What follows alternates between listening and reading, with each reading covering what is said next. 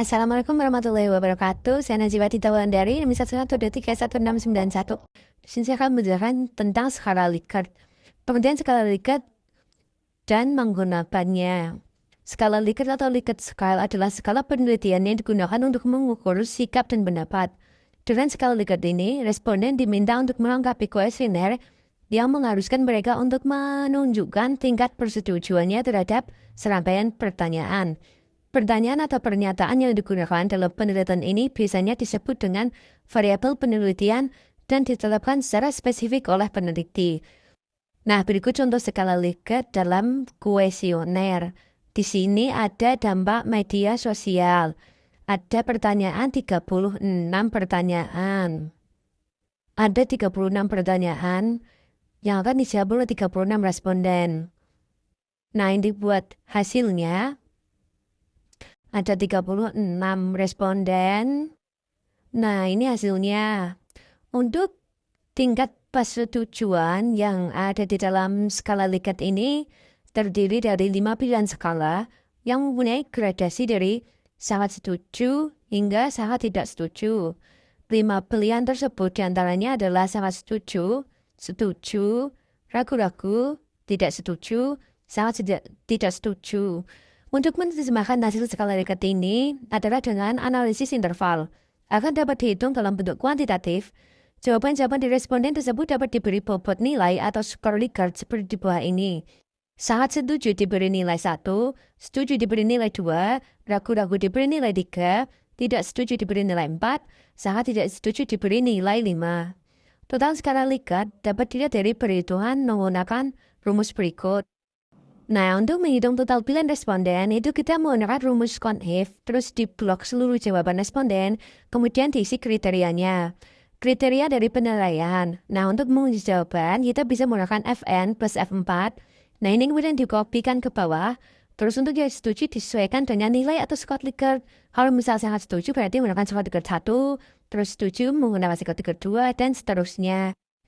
Untuk total skala Likert, ini cara menghitungnya yaitu jumlah responden. Total ini dikali dengan nilai skor. Jadi kalau misal yang sangat setuju ini 292, dikali 1 nilai skornya. Kemudian yang bawahnya sampai sangat tidak setuju itu sama 3 menyesuaikan. Terus untuk skor maksimum, itu jumlah responden dikali dengan skor tertinggi. Jadi total respondennya dikali dengan nilai yang tertinggi yaitu 5. Di sini pakai rumus. Terus untuk skor minimum, itu jumlah responden dikali skor terendah, jadi 1256 dikali 1, di mana itu skor terendah dan menghasilkan jawaban ini.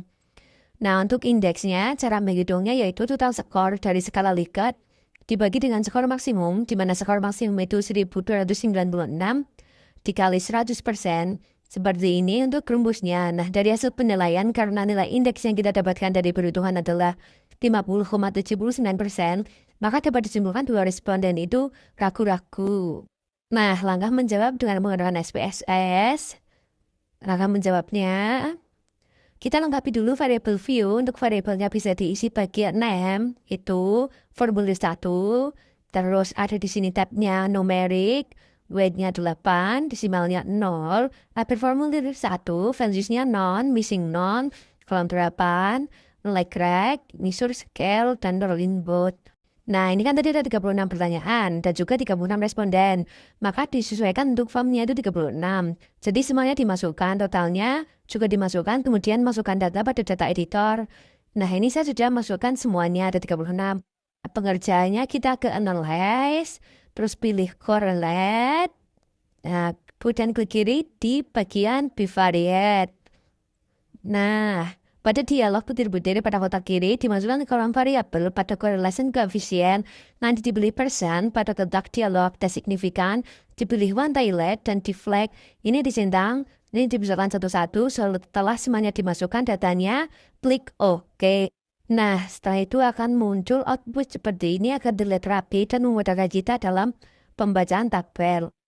Kemudian pilih style output, terus pilih double klik, kemudian pilih yang pivot, terus pivot rest. Nah, akan muncul gambar di bawah ini. Nah, untuk variabelnya dari kotak itu, di kolom itu dipindahkan ke layar.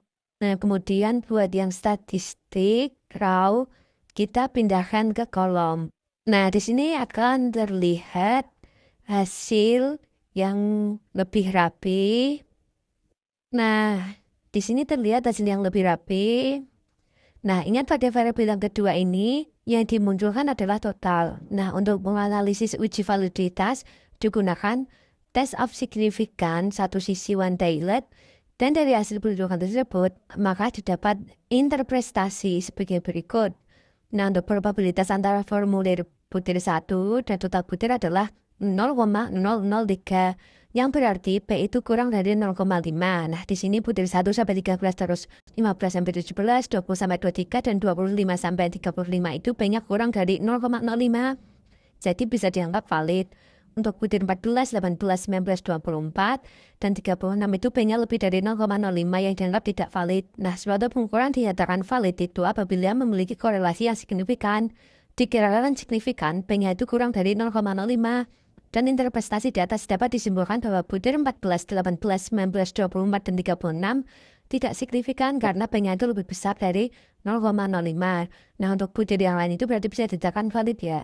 Nah, untuk selanjutnya itu ada uji reliabilitas. Nah, uji reliabilitas ini tujuan utamanya adalah untuk mengetahui konsistensi atau keteraturan hasil pengukuran suatu instrumen apabila instrumen tersebut digunakan lagi sebagai alat ukur suatu objek atau responden.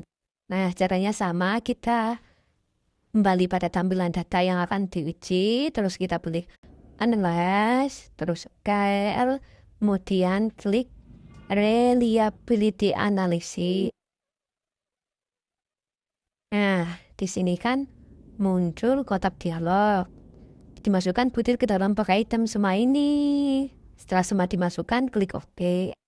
Nah, output SPS akan menunjukkan responden yang diteliti pada uji coba kuesioner itu ada berjumlah 36. Dan semua data yang ada, tidak ada yang exclude atau dikeluarkan dari analisis karena semua dimasukkan 100%.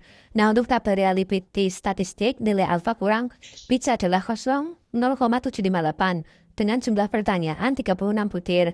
Ini 37 karena satunya yang total. Nah, untuk R tabel untuk uji dua sisi pada tarif kepercayaan 90% atau signifikasi 5% dapat dicari berdasarkan jumlah responden oleh karena nilai alfa trend 0,758. Maka kuesioner yang diuji memiliki tingkat reliabilitas yang erat karena ini nilainya 0,758.